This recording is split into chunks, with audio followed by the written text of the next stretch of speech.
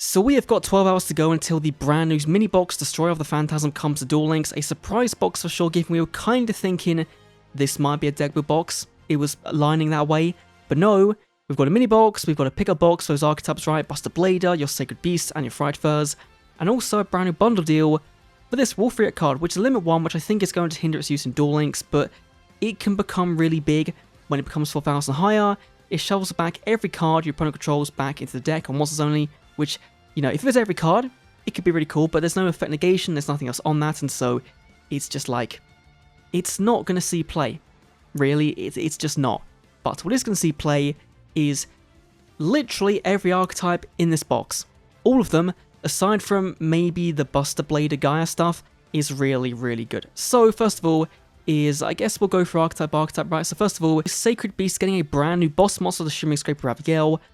And this one, I don't think you're going to be summoning that often, because you've got to sack off 3 bodies, and that's going to be not necessarily difficult, but a lot of value lost by summoning this card out, because in hand, it's way, way better. So quick effect, discard it, target Raviel you control, its attack becomes 8,000, and it can attack everybody on your opponent's field. It's got recursion built in as well, a genuinely good card that, given Sacred Beast are getting a brand new skill that kind of cheats out Raviel for free, this might be a really cool OTK deck coming to ladder, which could be very fun.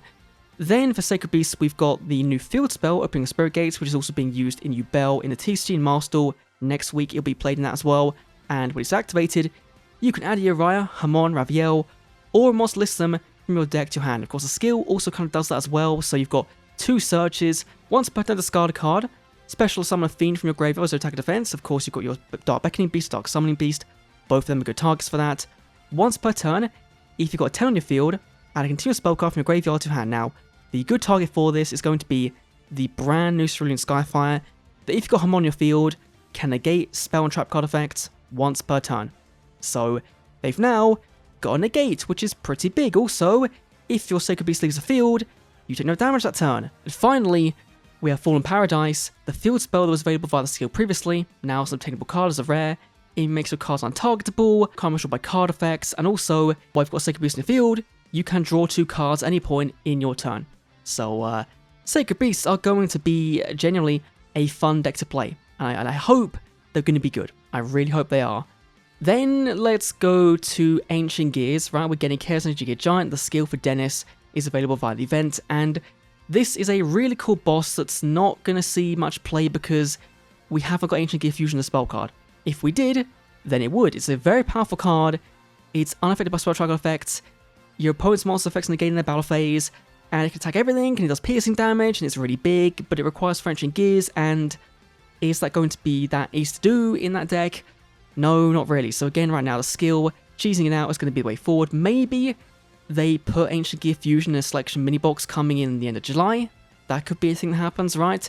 They usually like to do that, right? Put more support for an older box in those ones, and you kind of double dip and make people cross by. So that can happen. Also, we've got the Wyvern and the Frame now free from that structure, that 5-year-old structure prison. They're now free, which is really, really big. Then we've got Protective World, but the Link monster for Buster Blader, and I'm not sure how good this is, right? It does dump Destruction Sword, does summon out Buster Blader from hand, and the skill does let you cheese out cards for this, and so I think it's got a use case, but I don't think Buster Blader are going to be this top tier strategy, and I don't think it's going to be enough to make them compete with Blue Eyes right now, because that's kind of what they're doing, right, for Rush Dawn Speed Duel, is they're saying, hey, look, here's Buster Blader support, we know Blue Eyes is doing quite a bit in the ladder right now, and so this is kind of the way to get around that, right, and bring Blue Eyes down a bit, but I don't think it's going to do anything of the sort, really. Then we've got Sacred Sword of the 7 Stars. It's a level 7 support card, banish the 7 from your hand that will face up on your field, to draw 2, once per turn effect. This is fine. I don't know what it'll be used in right now. I guess they're thinking Buster Blade's level 7, so it might be used in that. Dark Magician level 7, it could be used in that as well. I don't really see it personally, but it's a cool card to get, but one that I probably, maybe like there's some Dark Eradicated Warlock FTK that can play this card in some shape or form. That'd be kind of funky if you could do, but we'll have to find out.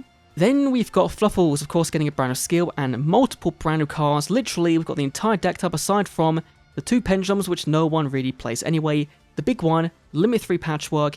This card is fantastic, right? Adding a poly and edge it from your deck to hand. which is just it's just a fantastic search card, right? Searching 2 cards off of 1 is going to be great. And of course, what you'd be searching, well, you could search out the brand new Edgem Scythe. This one is also, it gives Fluffals a turn 0 play. Quick effect, discard this card to fusion summon immediately using this card, plus a Fluffals on your field and in your hand, meaning on turn 0, your opponent ends their main phase, going into the end phase, you can summon into your Cruel Whale, play the effect to pop 1 card on both players' fields. Of course, then you're saying, oh, well, I'm popping my Cruel Whale, but you're not, because this card has protection for Fright for a fusion monster when it's in the graveyard. You banish it, it's safe. Good stuff, Konami. This is just a genuinely, and we're also getting more, right? This can also buff itself up as well to almost 4k, which is pretty cool. We've got the Penguin coming, which summons another card from your hand and gets you a draw to discard 1 when it's used as a fusion summon, which is not too shabby at all. We've got the Kraken, which can attack twice, and it's some removal as well if you need it, and it puts some defense money at the turn for a bigger body on board, which is also getting the Fluffal Dolphin as well. We're getting everything. And so given the skill as well makes Fright for Bear a non-targeting removal of any body your opponent has on their field, I think Fluffals could sneak their way into that tier 3, tier 2 slot. That'd be really cool. And finally, the big new deck type coming to Duel Links is Unchained. And of course, we're getting everything apart from Lord Yama, Shalvara, and the Water one. So literally, all of their pre-2023 support cards come to Duel Links. There's no skill for them, but given they like being popped, you could also play them with the new Sherry skill that's being played in like every deck under the sun. So that's also a good target for that. So maybe that's going to give more value to Sherry going forward. So what do we got? We've got Prison, which is going to be a search card for any Unchained card in your deck. Very cool. And also, if this set card is drawn by card effect, special Unchained ones from your deck, every spell trap card has that effect, which is really, really big. Then we've got the Twins, Rakea, which is a 1 or 2 in the deck. It's a normal summon, and when it's popped, you special out a body from your hand or deck. Okay, fair enough.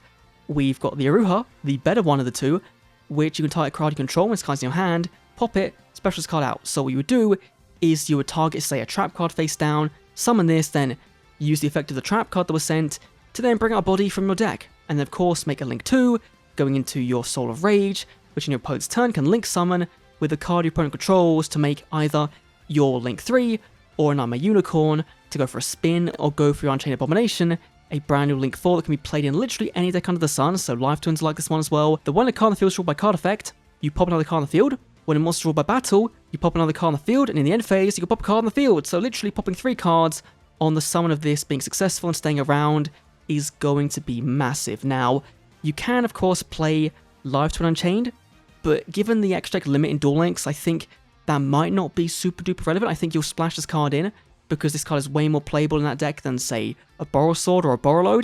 But we'll have to see, right? We'll have to see what this box kind of does, because we're getting so many toys, and they're all really good. I think in terms of like new deck types, right, we've got the Escape the Unchained, which is also removal in your opponent's turn, which is fantastic. We've got the Unchained Soul, which again, when it's summoned, discard a card to pop a card on the field, so if you summon it in your opponent's turn, it's also removal that way. And so we've got a lot of cards in this box that like popping themselves or doing things in your opponent's turn in forms of interruption, right? We've got the Fright for Cruel Whale, which is a pop in your opponent's turn. We've got the the Abomination Unchained, that's also a pop in your opponent's turn. So there's somewhat of a theme here, and it's looking like a very, very good box. I know this was a rambly video.